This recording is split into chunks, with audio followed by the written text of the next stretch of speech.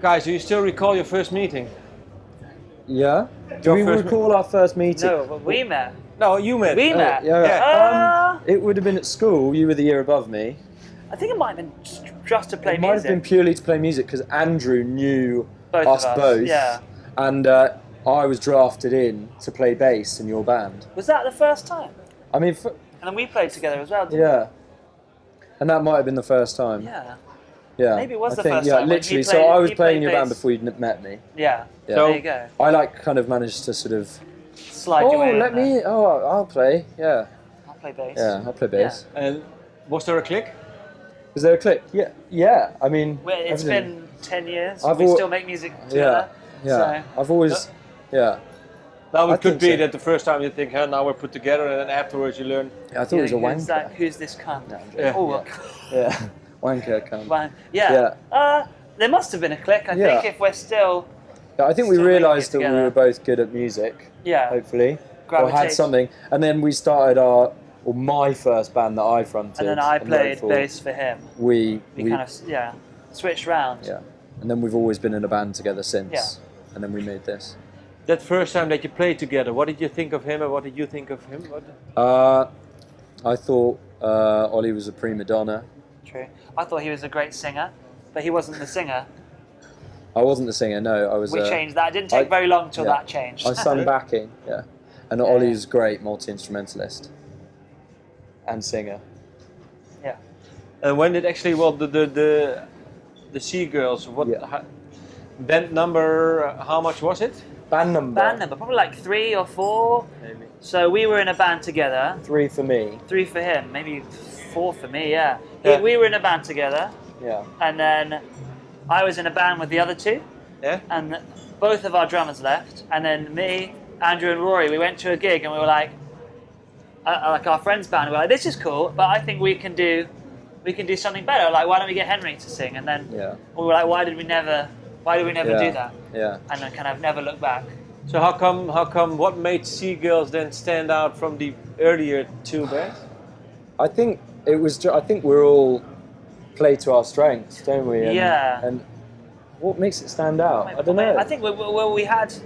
That basically, I think other than the last band we had together was a lot more. It was more kind of groove based. And Yeah. and then this is like, I think when we formed the band, it's when we started writing really good songs. I think that's songs. it. Like the It's- songs got better. We suddenly kind of came into our own songwriting, and Rory had this song Daisy Daisy that we started. We were like, oh, this is great. And we played that, and we were like, this is Yeah. And this then is let's- our sound. And then not long afterwards, Henry wrote Yeah. "Call Me Out," Yeah. and we kind of were like, okay, we've got something that works here. Yeah. How come then the songwriting actually went to another level? Do you have an explanation? How for that? come? I think it was just Older, like age, and like we've been experience. all been writing for at least 3 years, Enough, and you just yeah. get better and better. And I think you just got. I think we started to unlock how to write a chorus, you know. Yeah, and that's then it. it became our thing after "Call Me Out" to be realise. like, actually, like this is amazing that we can do this, and we just like wanted to just start writing anthems for ourselves, for our lives, you know. I think we've been in enough bad bands that we were like, I think you start to recognise this is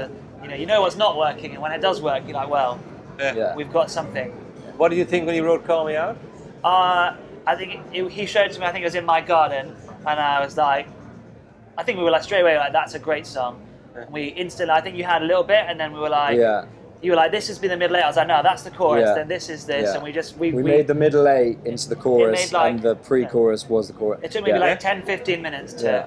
And then it stitch just it. came all out, and it was Yeah. like proper. Yeah.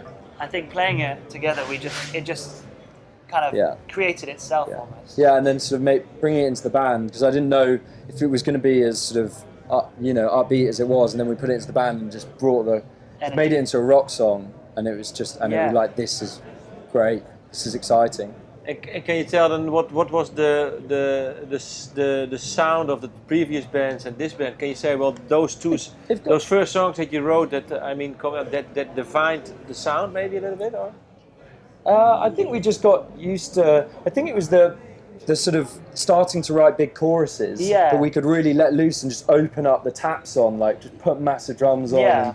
I think before it was lots of like psychedelic almost It was a bit more psychedelic. lots of textures and kind of cool grooves. Yeah. And then, but that's all cool. You can have all of that, but if you don't have a song to base it around, you don't really have anything. I think once we realised, we're like, that's, you know, pop music is only good if you have something great to insert it into. Exactly. Yeah. So, and then lyric-wise, do you know what the song, when he writes a lyric, do you know what it's about? Well, when you does Oli know? No, you, everyone. No, I mean, when you write a song. When you write a song, do you know what it's? Oh, I know what he's singing about. Yeah. I think. A couple of times you've asked me what's that, and I've been like, that's it. But he writes for very specific events, and if it's sometimes it'd be like, well, not events, but like feelings, moments in his life. And if it's a moment I don't know, I'll be like, I know the feeling of the song, but I won't necessarily know the specific thing he's referencing. Yeah. You can always get I can always tell what feeling. It's very emotional, a very emotion-driven music. Yeah. And you can what was the emotion behind Call Me Out? Call Me Out. Call Me Out. That was just. I felt there was a kind of desperation to just kickstart, unlock something. It longs for excitement and to break out of a kind of rut. Because I think we started the band and we were just trying to get, no one was picking us up, and I think it was a time when in a young person's life when you feel, you're a bit lost in the world, It's yearning, and frustration, it love, yearns for. You get this big ball of everything. Yeah, exactly. It yearns for some answers. So then, in hindsight, how important was it for you to be picked for the BBC Sound Off? I think that was incredible because we were the only band, which was fantastic, and the fact that there was a band in there was brilliant. But I think when you start writing songs together, and when we, formed the band, and you're writing it about feeling upset or whatever, or a girl or something, you don't expect it to be relevant outside of your friends, and maybe in the early days you got 50 people at a show, and to have those songs that are very personal to form into something that people thought was relevant this year is incredible, and you just don't. That journey, you can't fake it, and it was really special, really special. What was the first time when you played live that you actually had this feeling? I mean, the BBC Sound Off is some sort of recognition, but I think prior to be picked for the Sound Off, I think you must have sensed during gigs or during the people.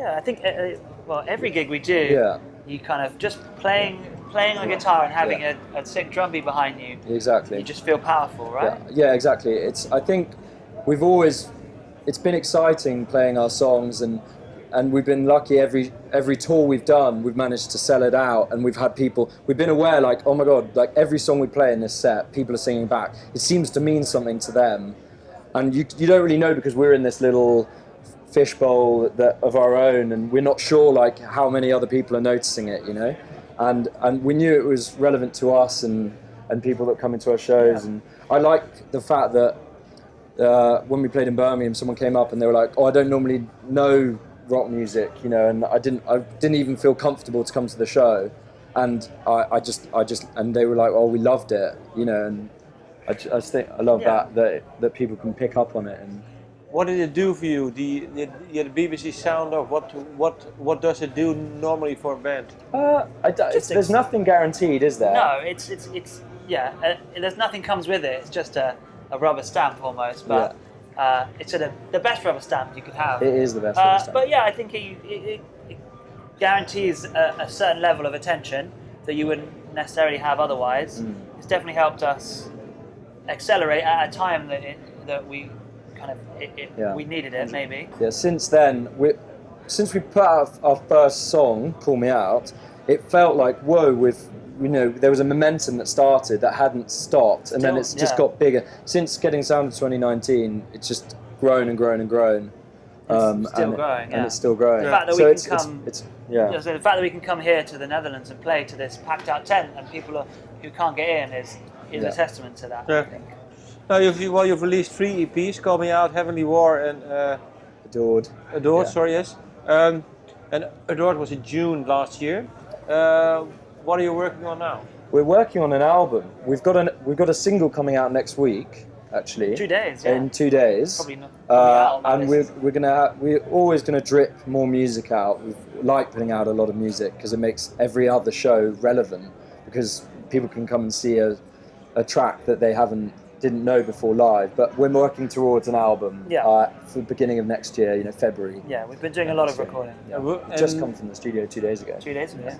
Do the songs differ a lot from those songs on the EP? Yeah. I think we've got a broader spectrum because we're doing type of songs that we want that we haven't necessarily put out as singles. Yeah. We're doing some kind of ballads, a bit more ballady. There's some a little bit of dance influence, a bit more grungy more rock rocky. songs. Yeah, more poppy as well. Yeah. It's still the same. Yeah. It's still the same thing. We've been pushing left and right. We've been pushing our barriers. The ball is a little bigger. And it's kind of exciting.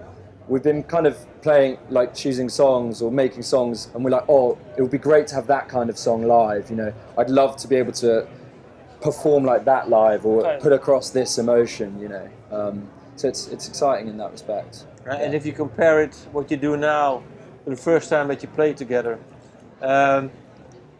what were your thoughts then about music and trying to pursue a career in music? I think all we knew, we had faith in ourselves that we could do it, and that's why we kept on going. And we just wanted to keep bettering our music and make music that we thought was exciting, lyrics that we think were relevant to us,